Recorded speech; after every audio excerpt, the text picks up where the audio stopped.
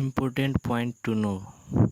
सी language start करने से पहले हमें कुछ नेसेसरी जो इम्पोर्टेंट पॉइंट है उसको समझना ज़रूरी है। देखते हैं ये कौन कौन सा पॉइंट है।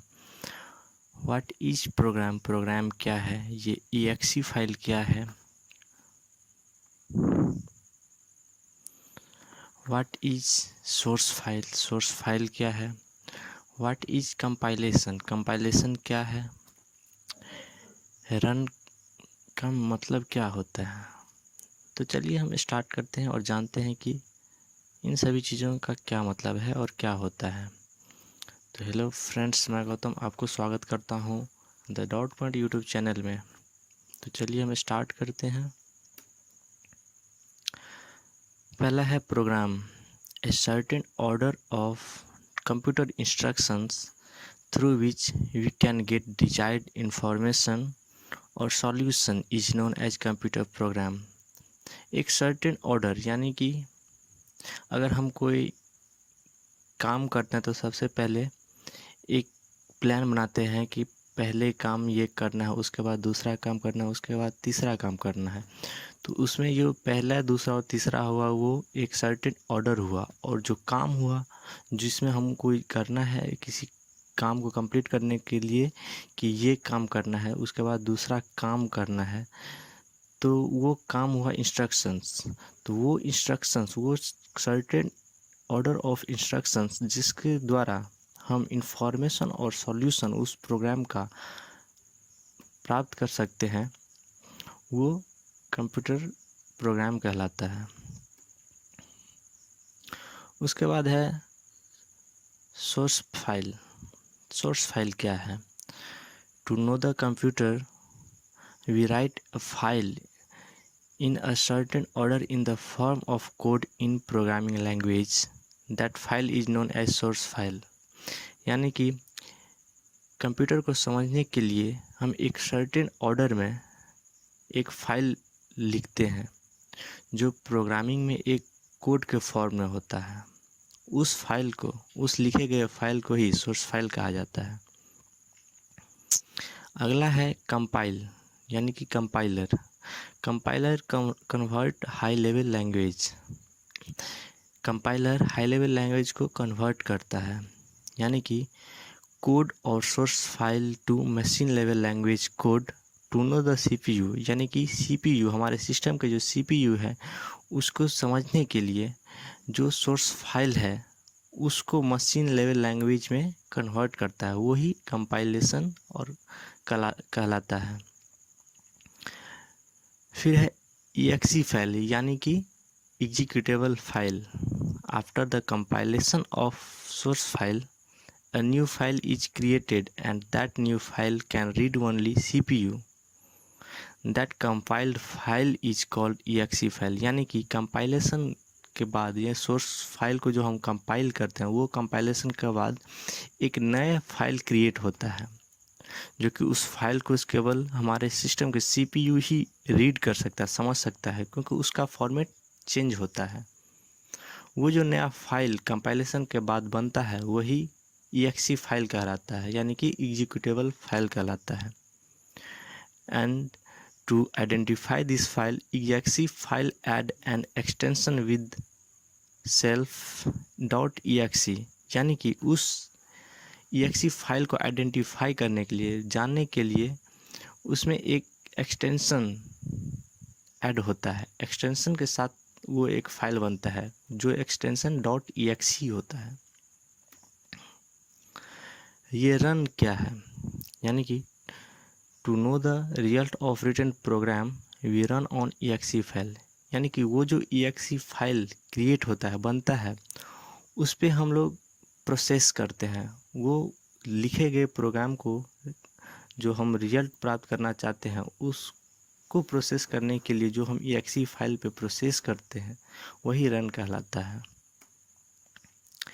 अब देखते हैं block and layout structure of program, यानी कि प्रोग्राम लिखने के क्या स्ट्रक्चर हैं, क्या ब्लॉक होते हैं।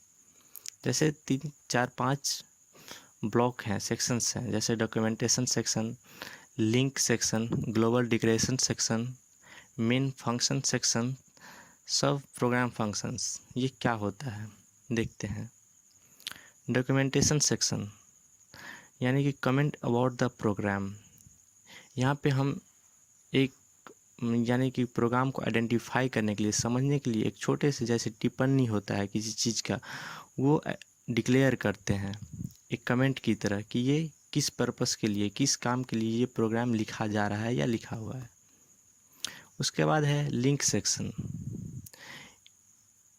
इन लिंक सेक्शन में हम वो सारे हेडर फाइल्स को इंक्लूड करते हैं जो हमारे प्रोग्राम में ज़रूरी है, जैसे कि studio.h, conio.h। इन सारी चीज़ों को हम आगे डिस्कस करेंगे, अभी सिर्फ समझने के लिए हम ये बता रहे हैं।